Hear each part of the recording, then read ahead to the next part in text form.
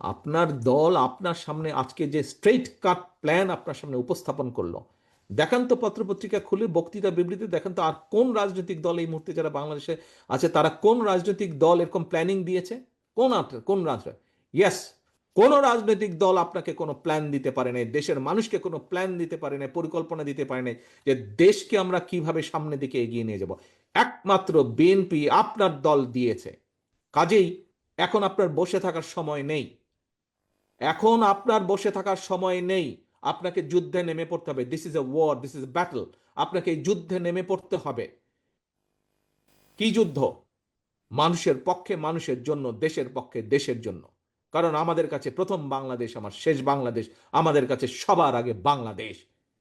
এই যুদ্ধে ঝাঁপিয়ে পড়তে হবে আমাদেরকে। এবং এই যুদ্ধে যদি ঝাঁপিয়ে পড়তে হয়, এই যে দেশ গড়ার পরিকল্পনা, এই দেশ গড়ার পরিকল্পনা শুধু পরিকল্পনার মধ্যে রাখলে হবে না। বাংলাদেশে বহু প্ল্যানিং হয়েছে, কিন্তু প্ল্যানিংই রয়ে গেছে। আমরা আমাদের প্ল্যানিংকে বাস্তবায়ন করতে চাই। জনগণকে সাথে নিয়ে আমরা যেরকম আন্দোলন সফল করেছি, জনগণকে সাথে নিয়ে আমরা আমাদের এই আটটা প্ল্যানিং আমরা জনগণের স্বার্থে আমরা বাস্তবায়ন করতে চাই। বাস্তবায়ন আমরা কাজ শুরু করব, আমাদের পরবর্তী জেনারেশন এটাকে কন্টিনিউ করবে। এটা সফলতার কোনো মার্ক নেই, এটা চলতে থাকবে। জনগণের স্বাস্থ্য ব্যবস্থা উন্নয়ন হতে থাকবে, শিক্ষা স্বাস্থ্য ব্যবস্থা উন্নয়ন হতে থাকবে, কর্মসংস্থানের ব্যবস্থা হতে থাকবে। কাজ আমরা শুরু করব, কাজ আমরা শুরু করব।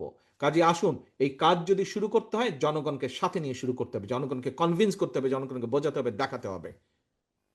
পারবেন এই কঠিন কাজ করতে? পারবেন?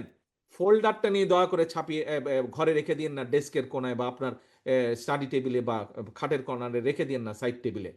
ফোল্ডারে যা দিয়েছি, যার পক্ষে যত সময়, যে 10টি ছাপাতে পারবেন 10টি ছাপাবেন প্রত্যেকটি, যে 100টি পারবেন 100টি ছাপাবেন প্রত্যেকটি, যে 1000 পারবেন 1000 ছাপাবেন প্রত্যেকটি। ছাপিয়ে আপনার অন্য সহকর্মী যে আরো কয়টি আপনাকে ছাপিয়ে সহযোগিতা করে তার সহযোগিতা নেন, দলের শুভাকাঙ্ক্ষী আছে তাদের সহযোগিতা নেন। ভাই আমাকে 10,000 কপি ছাপিয়ে দেন। আপনার প্রত্যেক এলাকায় এরকম বহু শুভাকাঙ্ক্ষী আছে যারা দল করে না কিন্তু ধানের শীষে ভোট দেয়। তাকে বলুন যে আমার এই জিনিসগুলো জনগণের দোরগোড়ায় পৌঁছাবো, আমি তো ছাপাতে পারছি না, আপনার তো সক্ষমতা আছে, আপনি আমাকে দয়া করে যদি একটু ছাপিয়ে দেন। এই আমাকে যদি প্রত্যেকটি 10,000 করে, 5,000 করে, 2,000 করে ছাপিয়ে দেন, আমি অন্তত 10,000 লোকের কাছে রিচ করতে পারবো। তাহলে আমার পরিকল্পনাগুলো, দলের পরিকল্পনা মানুষের সামনে নিয়ে যেতে পারবো। পারবেন এই কাজটি করতে?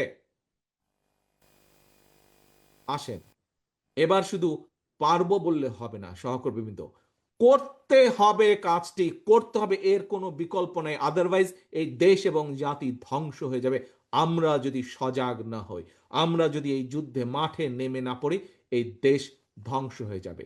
এই দেশকে প্রত্যেকটি বার আপনার দল রক্ষা করেছে। ইতিহাস ঘটন তাহলেই বলেন, প্রত্যেকটি বার রক্ষা করেছে।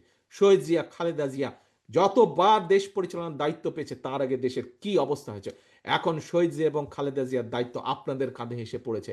এই দেশকে আপনাদের রক্ষা করতে হবে, প্রত্যেককে উঠে দাঁড়াতে হবে, ঘর থেকে বেরিয়ে যেতে হবে, মানুষের কাছে যেতে হবে, দোরগড়ায় যেতে হবে।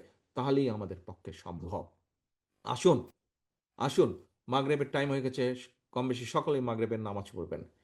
নামাজ পড়বেন, এলাকায় ফিরে যাবেন।